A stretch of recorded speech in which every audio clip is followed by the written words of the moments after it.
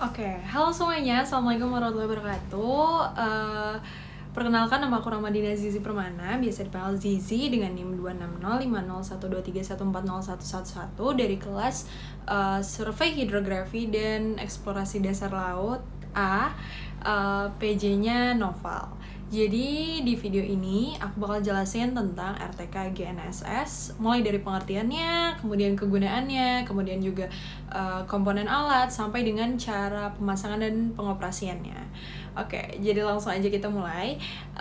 Jadi RTK GNSS itu adalah suatu teknologi yang sering dipakai di bidang survei dan pemetaan karena tingkat ketelitiannya itu tinggi banget, bahkan bisa sampai level sentimeter, jauh lebih akurat dibandingkan dengan GPS biasa yang biasanya ketelitiannya itu masih meter.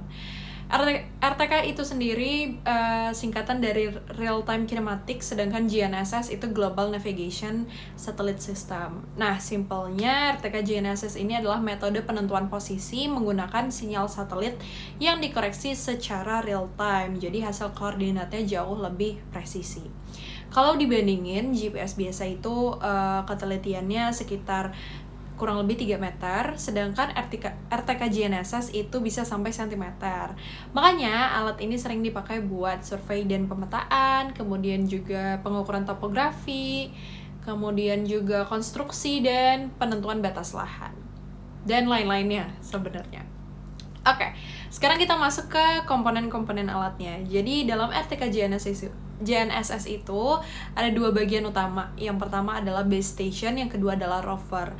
Jadi base station ini berfungsi sebagai titik referensi dan tugasnya itu adalah ngirim data koreksi ke rover. Kemudian ada juga rover. Jadi yang kedua itu rover ini biasa kita pakai di lapangan buat ngambil data, dan dia ini menerima koreksi dari base itu sendiri atau base station. Kemudian selain itu ada juga beberapa komponen lainnya gitu ya, atau alat pendukungnya, seperti ada antenanya, pastinya antena buat menangkap sinyal satelitnya. Kemudian juga ada controllernya itu bentuknya seperti HP untuk mengatur alat dan menyimpan datanya. Kemudian ada juga tripodnya untuk dudukan base station. Kemudian ada juga tree brush buat leveling biar alatnya datar atau kayak ya gitu. Kemudian untuk jalon atau pole itu biasanya buat tempat pasang rovernya, jadi dia kakinya cuma satu. Kemudian ada juga baterai, biasanya tuh satu rover itu bisa pakai 2 baterai. Kemudian juga meteran, dan meteran ini penting banget buat ngukur tinggi alat base stationnya, terutama buat koreksi dari benchmark. Selanjutnya kita lanjut ke cara pemasangan alat. Jadi pertama itu kita bahas tentang base station dulu mungkin ya. Jadi yang pertama kita itu pasang tripod di atas titik BM atau titik referensi yang pada saat itu kita gunakan. Terus kita pasang tree bar-nya. Kemudian kita lakukan leveling supaya permukaannya itu benar-benar datar. Biasanya itu dilihat dari bullseye. Kemudian juga setelah itu kita pasang konektor atau adapter kemudian kita juga pasang antena GNSS. Nah, antena GNSS ini kita pasangnya ke bawah, bukan ke atas. Kemarin nggak dijelasin sih kenapa, tapi nanti aku tulis di sini deh kalau ada alasannya. Terus jangan lupa juga untuk ukur tinggi base station dari titik benchmark, karena nanti dipakai untuk koreksi.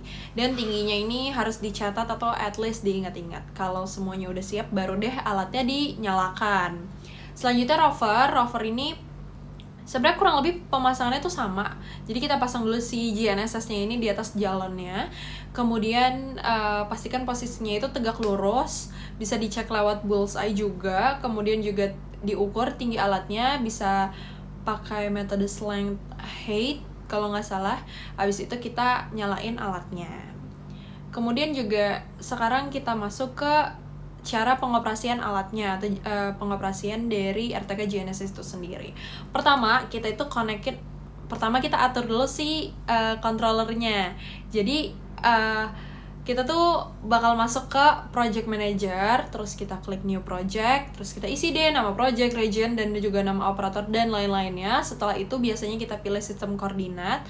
Ada datum, biasanya pakai WGS 1984, kemudian juga pakai yang zona yang UTM 49S kalau di Semarang.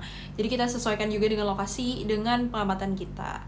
Selanjutnya kita setting base stationnya. Jadi kita masih di controller, kita masuk ke menu device, terus communication, terus kita connect ke GNSS, terus dikonekin ID-nya, terus kita atur cut off cut off angle-nya sekitar 10-15 derajat atau terserah kalian enaknya gimana.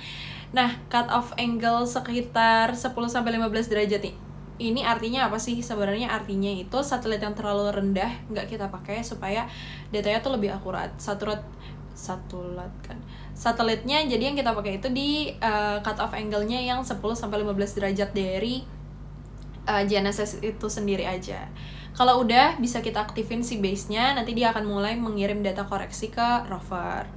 Kemudian untuk rover, langkahnya itu sebenarnya hampir sama, tinggal connect ke controllernya, pastikan frekuensinya juga sama dengan base, dan pastikan rover ini sudah menerima koreksi dari base station. Kalau udah, kita klik apply, terus ya udah nanti tinggal mengirim data gitu.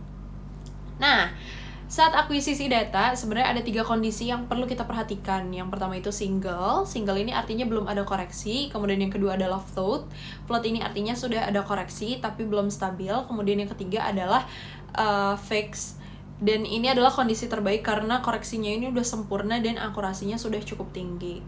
Jadi pastikan ketika kita ambil data itu saat statusnya sudah fix, nanti tuh ada tulisannya gitu di controllernya. Terakhir, aku mau bahas cara pengambilan titiknya mungkin. Jadi kita tuh posisikan rovernya tegak lurus di titik yang ingin diukur. Kemudian kita pastikan juga statusnya sudah fix. Setelah itu tinggal tekan tombol measure atau record di controller. Kemudian data akan langsung tersimpan otomatis, dan kalau mau lihat hasilnya bisa dicek di pojok kiri bawah layar controller.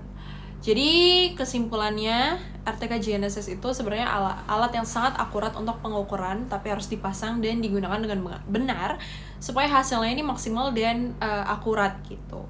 Oke, mungkin itu aja penjelasan dari aku. Semoga membantu dan terima kasih sudah menonton. Mohon maaf kalau ada kurang-kurang teman-teman. Bye!